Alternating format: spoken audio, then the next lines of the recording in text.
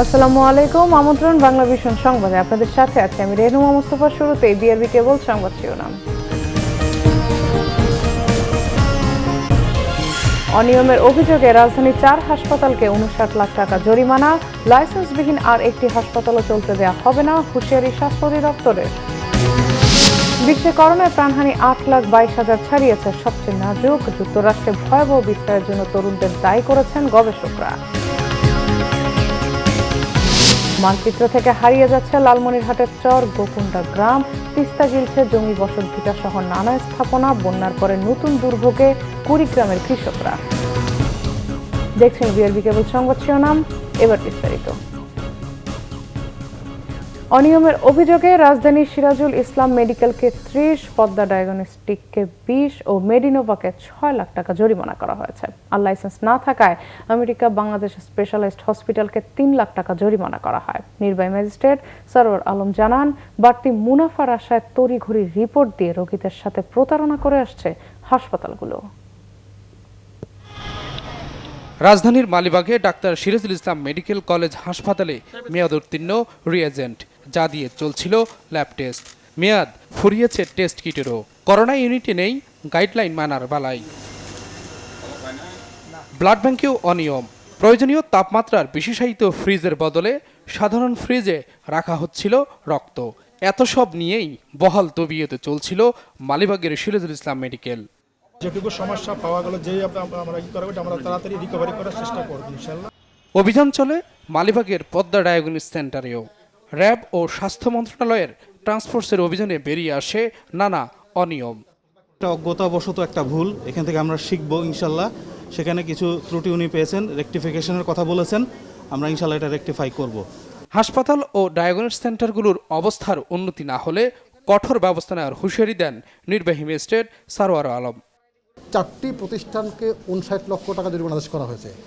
আমরা দুটো বিষয় স্পষ্ট করে বলতে চাই। প্রথমত হচ্ছে যে স্বাস্থ্যের যে আপনার স্বাস্থ্য সেবার নামে কেউ যাতে কোনো ধরনের সিনেমিনি খেলতে না পারে এবং জনগণ যাতে প্রতারিত না হয়, জনগণ যাতে সঠিক সেবাটা পায়, সেই জন্যই কিন্তু আমাদের এই পরিদর্শন বা মোবাইল কোর্ট বা এই অভিযান অব্যাহত আছে বা থাকবে। উদ্দেশ্য কাউকে ধরা না, মারা না। আমাদের উদ্দেশ্য হচ্ছে আমাদের স্বাস্থ্য খাত, বেসরকারি স্বাস্থ্য খাতের অবদান অনেক, কিন্তু সেটা যেন কোয়ালিটি সার্ভিস হয়, সেটা যেন। এছাড়া আমেরিকা বাংলাদেশ স্পেশালাইজড হাসপাতালেও অভিযান চালানো হয়। লাইসেন্স না থাকায় তাদের 3 লাখ টাকা জরিমানা এবং 15 দিনের মধ্যে লাইসেন্স করার নির্দেশ দেওয়া হয়। SM Foyez, Bangla vision, Dhaka. দেশে লাইসেন্সবিহীন আর একটি হাসপাতালও চলতে দেওয়া হবে না বলে হুঁশিয়ারি দিয়েছেন স্বাস্থ্য অধিদপ্তরের হাসপাতাল বিভাগের পরিচালক ডাক্তার মোহাম্মদ ফরিদ হোসাইন মিয়া। আর বেসরকারি হাসপাতাল, ক্লিনিক ও ডায়াগনস্টিক সেন্টার মালিকদের সংগঠনের নেতারা দেশের সকল প্রতিষ্ঠান লাইসেন্সভুক্ত করতে সময় বাড়াতে স্বাস্থ্য মন্ত্রণালয়ের প্রতি আহ্বান জানান। বেসরকারি হাসপাতাল, ক্লিনিক ও ডায়াগনস্টিক সেন্টারের তথ্য হালনাগাদ ও প্রাতিষ্ঠানিক অনুমোদন করতে 1 মাস সময় দিয়ে বিজ্ঞপ্তি দেয় স্বাস্থ্য অধিদপ্তর। গত 23 আগস্ট শেষ হয় সময়সীমা। বেসরকারি হিসেব মতে সারা দেশে হাসপাতাল, ক্লিনিক ও ডায়াগনস্টিক সেন্টারের সংখ্যা প্রায় 17,000। 2018 সাল থেকে এ পর্যন্ত হাসপাতাল, ক্লিনিক ও ডায়াগনস্টিক সেন্টারের জন্য আবেদন পড়েছে 12,295টি, যার 25% আবেদন এসেছে গত 1 মাসে। লাইসেন্সের জন্য এখনও আবেদনই করেনি প্রায় 5,000 প্রতিষ্ঠান। মালিকরা বলছেন, স্বাস্থ্য অধিদপ্তরের বেঁধে দেওয়া সময়ের মধ্যে অনেকের পক্ষেই আবেদন করা সম্ভব নয়। আমরা অ্যাসোসিয়েশন হিসাবে উদ্যোগ নিয়েছি, সবাইকে অনুরোধ করেছি যত দ্রুততম সময় হোক তারা যেন নিবন্ধনে চলে আসেন। এর মধ্যে দেখা যাচ্ছে 12,500 প্রায় যারা নিবন্ধনের জন্য অ্যাপ্লাই করেছেন। আমি অনুরোধ করব, একান্ত অনুরোধ করব স্বাস্থ্য অধিদপ্তরকে যে আরও কিছু পরিমাণ সময় বাড়িয়ে বাকি যারা আছেন তাদেরকেও যদি নিবন্ধনের আওতার মধ্যে নিয়ে আসা হয় তাহলে একটি মাইল ফলক হবে। এদিকে স্বাস্থ্য অধিদপ্তরের হাসপাতাল বিভাগের পরিচালক ডাক্তার মোহাম্মদ ফরিদ হোসাইন মিয়া বলেছেন, সময় বাড়ানো হবে কিনা সে বিষয়ে সিদ্ধান্ত নেবে স্বাস্থ্য মন্ত্রণালয়। তবে লাইসেন্সবিহীন হাসপাতালের বিরুদ্ধে কঠোর ব্যবস্থা নেওয়ার হুঁশিয়ারি দেন তিনি। টোটাল কতগুলি ক্লিনিক বাংলাদেশে আছে, কতগুলি ক্লিনিকের লাইসেন্স আদৌ নেই, কতগুলি ক্লিনিক লাইসেন্স হাল নাগাদ নবায়ন করেছে, কতগুলি 18-19 করছে, কতগুলি 19-20 করছে। আমরা তথ্যটা পেয়ে যাওয়ার পরে আমরা সেই তথ্য সম্বলিত কাগজ নিয়ে আমরা মন্ত্রণালয়ের সাথে যোগাযোগ করব, মন্ত্রণালয় ডিসিশন দেয় সেটা করবো। যে বাংলাদেশে কোনো লাইসেন্সবিহীন ক্লিনিক চলতে পারবে না। আমরা চাবো যারা লাইসেন্স করে নাই তারা লাইসেন্স অন্তর্ভুক্ত হবে। যদি চলে কি ব্যবস্থা নেবে? যদি লাইসেন্সবিহীন কোনো ক্লিনিক চলে তাহলে সেটা আমরা বন্ধ করার ব্যবস্থা করব। সারা দেশে হাসপাতাল, ক্লিনিক ও ডায়াগনস্টিক সেন্টারের তথ্য হালনাগাদ শুরু হয়েছে বলেও জানান তিনি। মুহিবুল্লাহ মুহিব, বাংলা ভিশন, ঢাকা। করোনায় আক্রান্ত হয়ে বাগেরহাট জেলা আওয়ামী লীগের সাবেক সাধারণ সম্পাদকের মৃত্যু হয়েছে। বুধবার রাতে রাজধানীর একটি হাসপাতালে চিকিৎসাধীন অবস্থায় মারা যান অ্যাডভোকেট ফকির মোহাম্মদ মনসুর আলী। গত 16 আগস্ট হাসপাতালে ভর্তি হন তিনি। এদিকে গাইবান্ধায় নতুন করে আরও 10 জনের শরীরে এই ভাইরাসটি শনাক্ত হয়েছে। এ নিয়ে জেলায় মোট আক্রান্তের সংখ্যা 894 জন। এ পর্যন্ত মারা গেছেন 14 জন। এদিকে বিশ্বে করোনা মহামারীতে প্রাণহানির সংখ্যা বেড়ে 8,23,000 ছাড়িয়েছে। আক্রান্ত 2,40,00,000-এরও বেশি। সবচেয়ে নাজুক যুক্তরাষ্ট্রে করোনার ভয়াবহ বিস্তারের জন্য তরুণ ও যুবকদের দায়ী করেছেন গবেষকরা। করোনার সবচেয়ে নাজুক যুক্তরাষ্ট্রের সাময়িক বিরতির পর আবার বেড়েছে মৃত্যুর হার। আরও 1,290 জন মারা যাওয়ায় সেখানে করোনায় প্রাণহানি বেড়ে 1,82,400 ছাড়িয়ে গেছে। আক্রান্ত 59,55,000-এর ওপরে। আক্রান্ত ও মৃত্যুর প্রবণতায় দেশটির এই নাজুক পরিস্থিতির জন্য অপেক্ষাকৃত কম বয়সীদের দায়ী করেছে জাতিসংঘের সহযোগী সংস্থা প্যান আমেরিকান হেলথ অর্গানাইজেশন ফাও। আসছে 6 সপ্তাহে এই সংখ্যা দ্বিগুণ হবার আভাস দিয়েছেন এর গবেষকরা। অর্থনীতির গতি বাড়াতে, ব্যবসা বাণিজ্য খুলে দিতে ট্রাম্প প্রশাসনের তোড়জোড়ের সমালোচনাও করেছেন তারা। যুক্তরাষ্ট্রের সাথে পাল্লা দিয়ে ব্রাজিলেও বেড়েছে মৃতের সংখ্যা। 24 ঘন্টায় মারা গেছে 1,215 জন। এতে মৃতের সংখ্যা পৌঁছেছে অন্তত 1,16,666 জনে। আক্রান্ত 36,74,000-এর ওপরে। মঙ্গলবার বিশ্বের সবচেয়ে বেশি করোনা শনাক্ত হয় ভারতে। নতুন 66,800-এর বেশি মানুষ সহ দেশটিতে মোট করোনা শনাক্তের সংখ্যা 32,31,000-এর ওপরে। টুইটে করোনা শনাক্তের তথ্য জানিয়েছেন মালদ্বীপের সাবেক প্রেসিডেন্ট মামুন আব্দুল গাইয়ুম। 1978 সাল থেকে টানা 30 বছর প্রেসিডেন্ট ছিলেন তিনি। নদী ভাঙ্গন তীব্র রূপ নিয়েছে লালমনিরহাটের বিভিন্ন জায়গায়। তিস্তা গিলছে আবাদি জমি, বসতভিটা, ফলের বাগান সহ নানা স্থাপনা। ভাঙনের কবলে পড়ে মানচিত্র থেকে হারিয়ে যেতে বসেছে তিস্তাপাড়ের চরগোকুন্ডা গ্রামটি। লালমনিরহাট থেকে এস দিলীপ রায়ের রিপোর্ট। লালমনিরহাটের চরগোকুন্ডা গ্রামে তিস্তা নদীর ভাঙন তীব্র হয়েছে। গেল কয়েকদিনে প্রায় 50টি বসতভিটা ও কয়েকশো বিঘা আবাদি জমি চলে গেছে তিস্তার উদরে। এর আগে গেল 2 মাসে তিস্তার গর্ভে গেছে আরও 60টি বসতভিটা ও বিপুল পরিমাণ আবাদি জমি। ভাঙন অব্যাহত থাকায় ইউনিয়নের মানচিত্র থেকে হারিয়ে যাচ্ছে চরগোকুন্ডা গ্রাম। সব হারিয়ে গ্রামের মানুষ আশ্রয় নিয়েছেন সরকারি রাস্তা ও অন্যের জমিতে। জায়গা জমি নাইকে মানুষের জায়গায় ঘর উঠায় থুছিলাম। আমার এই বাড়িটা এইবার নিয়ে 4 ভাঙন হবে। অনেক ক্ষতি হয়ে গেল, অনেক জমি ভেঙে গেল, একবার করে বাড়ি টানা হয়েছে। আবার এখন প্রচুর ভাঙবে লাগছে। এখন তো আর আমাদের বাড়ি ঘরে এখন তো আর নিয়ে যাওয়ার জায়গাই নেই। ভাঙন ঠেকাতে 1 মাস আগে পানি উন্নয়ন বোর্ড 67 লাখ টাকা ব্যয়ে 14,750টি জিও ব্যাগ ডাম্পিং করার কাজ হাতে নিলেও নেই কোনো অগ্রগতি। জিও ব্যাগে বালু ভরাটের নামে নদীতে ড্রেজার মেশিন বসিয়ে তোলা হচ্ছে বালু। ভুক্তভোগীরা বলছেন এতে আরো তীব্র হচ্ছে ভাঙন।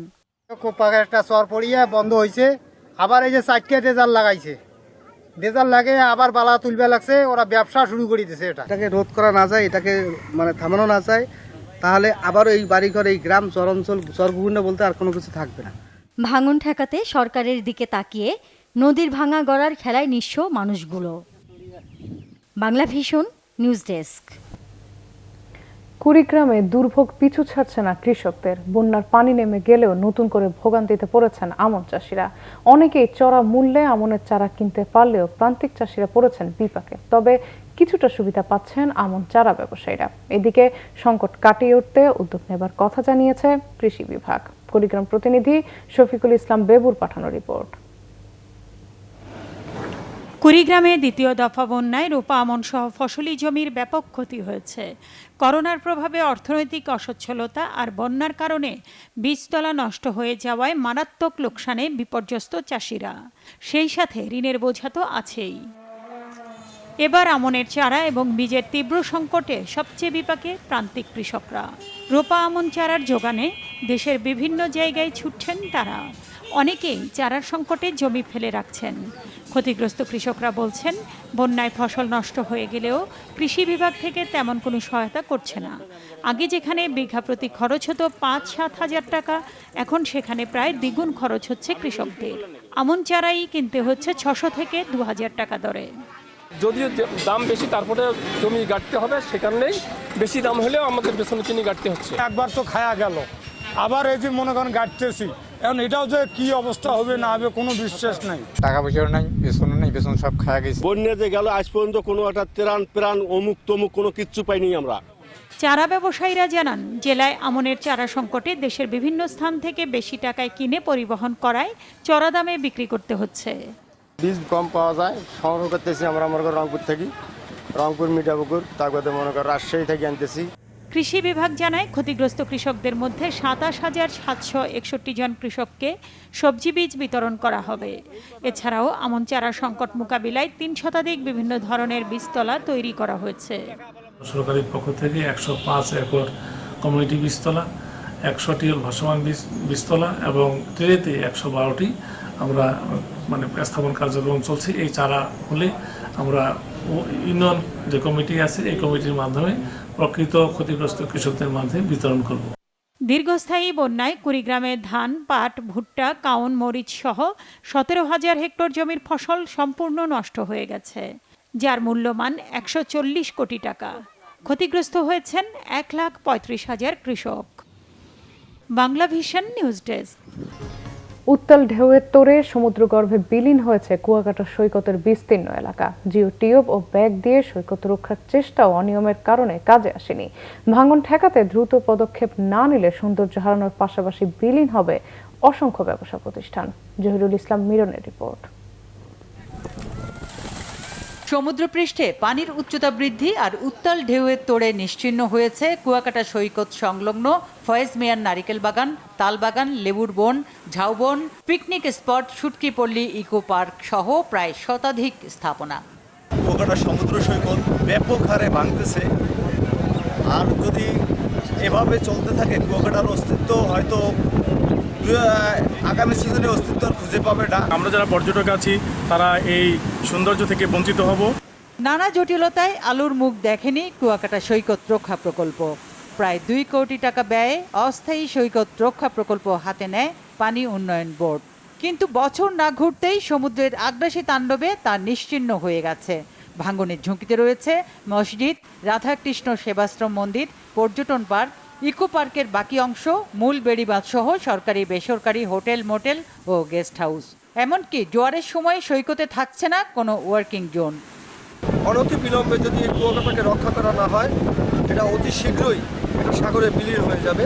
আমরা মাননীয় প্রধানমন্ত্রীর কাছে দাবি করছি জরুরিভাবে যেন এই কুয়াকাটা শহর রক্ষার জন্য প্রকল্প গ্রহণের জন্য অনুরোধ করছি। আমাদের বর্তমান পানি সম্পদ মন্ত্রণালয়ের সিনিয়র সচিব মহোদয়ের নির্দেশে একটা সমীক্ষা ফিজিবিলিটি স্টাডি ওটা সম্পন্ন হয়েছে এবং তার রিপোর্টটা আমি জাস্ট হাতে পাইছি। সেই রিপোর্টের সুপারিশের ভিত্তিতে আমি হয়তো 1 মাসের মধ্যে একটা ডিপিপি বোর্ডে দাখিল করব। সরকারকে দীর্ঘমেয়াদী পরিকল্পনা ছাড়া এই সৈকত রক্ষা করা কঠিন বলছেন বিশেষজ্ঞরা। এখানে engineering technology, GS and remote sensing based technology, তারপরে সোশ্যাল নেটওয়ার্ক, মানে স্ট্রাকচারাল মেজার্স প্লাস হলো non structural measures, both long term 100 years plan বা 50 ইয়ার্স প্ল্যান করতে হবে। দেশের সমস্ত মানুষের কনসেনসাস থাকতে হবে। দেশের অন্যতম এই পর্যটন কেন্দ্র রক্ষায় সরকারের দ্রুত কার্যকর পদক্ষেপ চায় কুয়াকাটাবাসী। Bangla Vision news desk. সংবাদ শেষ করব বিআরবি কেবল শিরোনামগুলো আরেকবার জানিয়ে। অনিয়মের অভিযোগে রাজধানীর 4 হাসপাতালকে 59 লাখ টাকা জরিমানা। লাইসেন্সবিহীন আর একটি হাসপাতালও চলতে দেওয়া হবে না, হুঁশিয়ারি স্বাস্থ্য অধিদপ্তরের। বিশ্বে করোনায় প্রাণহানি 8,22,000 ছাড়িয়েছে। সবচেয়ে নাজুক যুক্তরাষ্ট্রে ভয়াবহ বিস্তারের জন্য তরুণদের দায়ী করেছেন গবেষকরা। মানচিত্র থেকে হারিয়ে যাচ্ছে লালমনিরহাটের চর গোকুন্ডা গ্রাম। তিস্তা গিলছে জমি, বসতভিটা সহ নানা স্থাপনা। বন্যার পরে নতুন দুর্ভোগে কুড়িগ্রামের কৃষকরা। এই ছিল এখনকার মতো। পরের সংবাদ সকাল 11টায় দেখার আমন্ত্রণ রইল। এছাড়া বাংলাভিশন সংবাদ ও সংবাদ সংশ্লিষ্ট অনুষ্ঠান দেখতে লগ ইন করুন facebook.com/বাংলাভিশন, সাবস্ক্রাইব করুন youtube.com/বাংলাভিশন নিউজ। এতক্ষণ সাথে থাকার জন্য ধন্যবাদ সবাইকে।